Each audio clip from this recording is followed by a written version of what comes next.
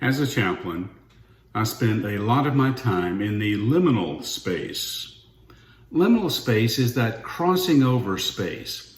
It's a highly intensive threshold where you leave something familiar and you cross over into something unfamiliar.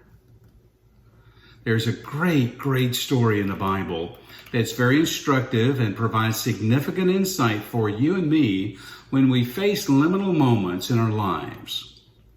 Here's the story. In the book of Joshua, we find the Israelites poised on the banks of the Jordan River.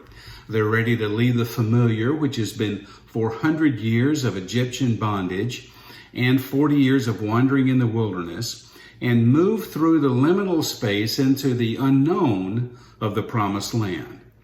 All that stands between them and the promised land is this threshold space of the Jordan River. Joshua is their military commander who replaced Moses. He's giving them these final instructions we find in the book of Joshua. Here's what he says to the children of Israel. When you see the Ark of the Covenant of the Lord our God and the Levitical priests carrying it, you are to move out from your positions and follow it. He says, just follow the leaders.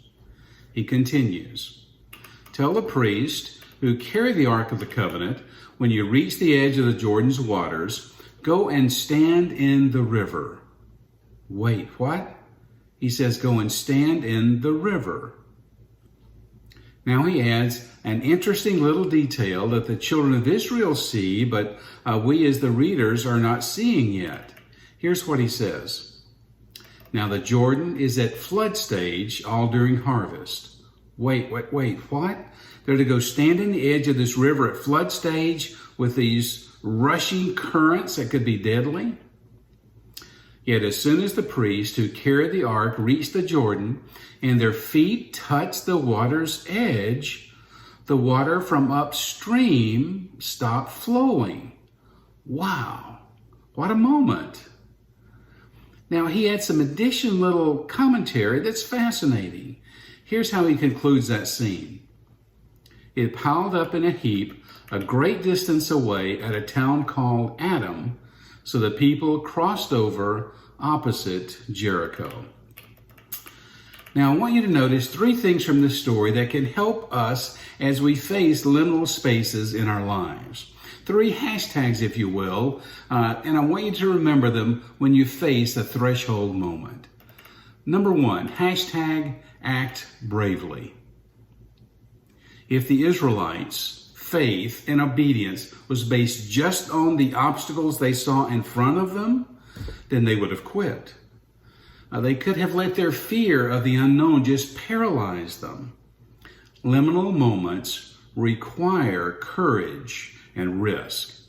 There is simply no spiritual progress without bravery. The first step may not be where you end up, but you cross a threshold by taking the first step. I have a favorite clip from the movie We Bought a Zoo. Matt Damon's character, Benjamin Mee, says this. You know, sometimes all you need is just 20 seconds of insane courage. Just literally 20 seconds of just embarrassing bravery. And I promise you, something great will come of it. Liminal space demands courage.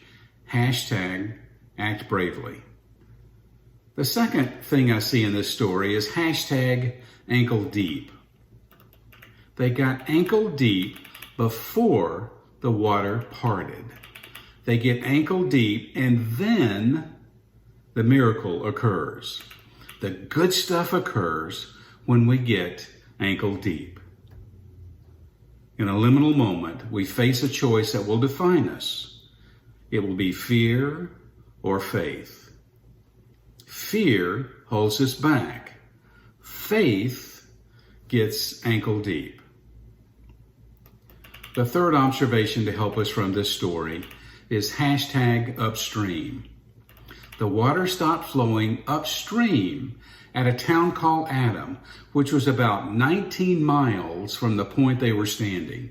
It's far out of their sight lines. God performed a miracle, but he was a miracle upstream, out of their sight. Even when we can't see him, he's working.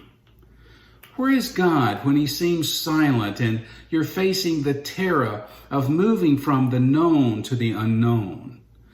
Where is God during these tensions we're facing these days that look like a raging river of racial issues and political turmoil and the invisible microscopic bully we call COVID-19? Where is God?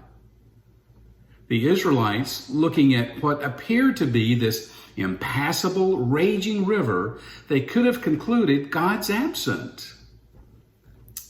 They would have been wrong. They couldn't see him because he was at work upstream. Even when you can't see him, he's working. Something supernatural occurs when we act bravely, when we find those 20 seconds of courage just to take a first step. And when we get ankle deep, when we fearlessly keep going in spite of the obstacles, and when we trust the God who is at work upstream. Uncertainty is God's way of inviting us to trust him more. There is no threshold space that we will face where he is not present and not already making a way. So what is fear saying to you today? What is God saying to you today?